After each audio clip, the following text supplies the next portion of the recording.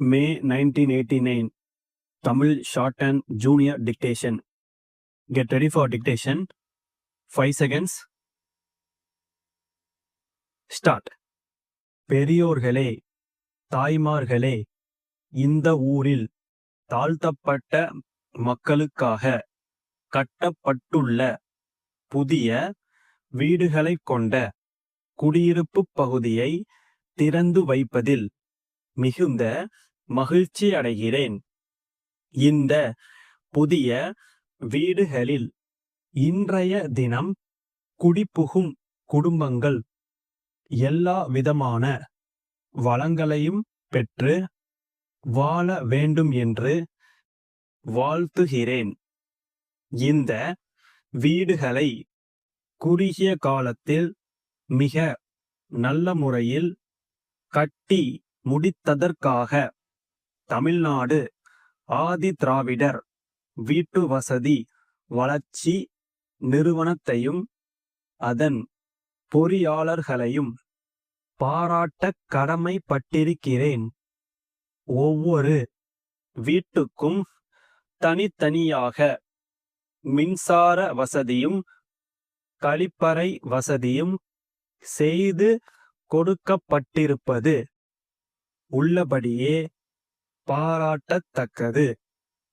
இத்தகைய வீடுகளை கட்டித் தருகிற திட்டங்களைத் தவிர இன்னும் பல்வேறு திட்டங்களை தாழ்த்தப்பட்ட மக்களின் நலனுக்காக அரசு நடைமுறைப்படுத்தி வருகிறது.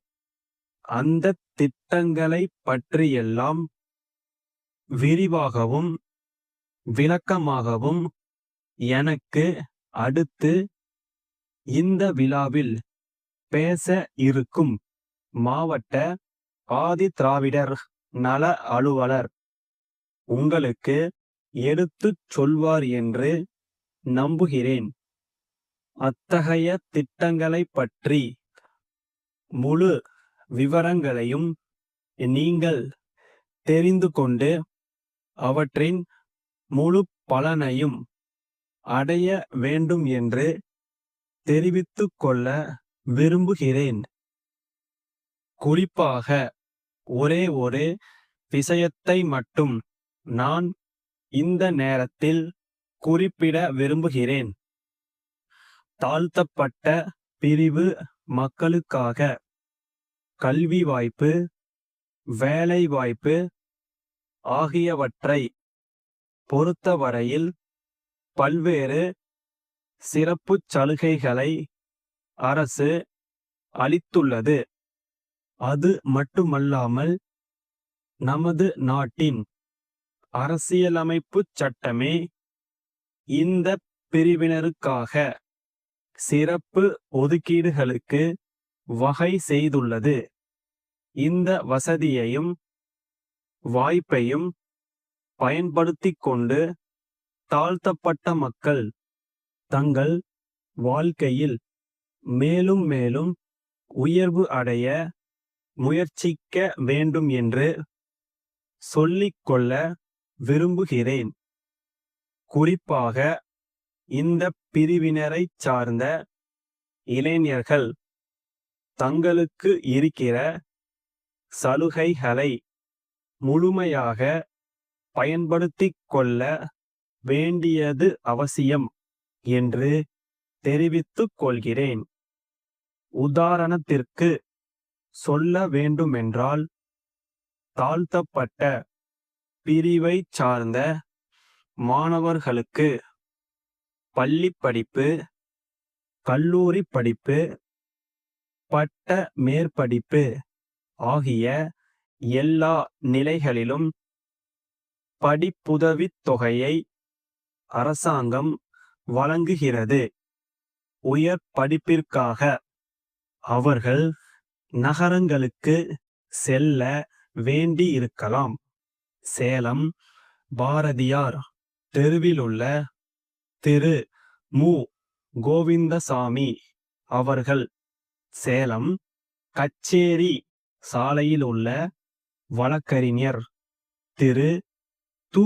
ராமசாமி அவர்களுக்கு 4/3/1988 தேதியிட்டு எழுதிய கடிதம்.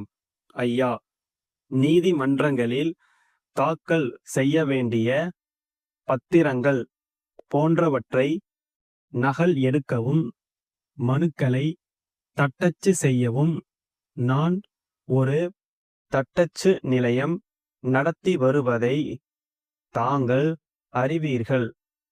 தாங்கள் அவ்வப்போது எனக்கு அளித்து வரும் ஆதரவுக்கு நான் நன்றி தெரிவித்துக் கொள்கிறேன்.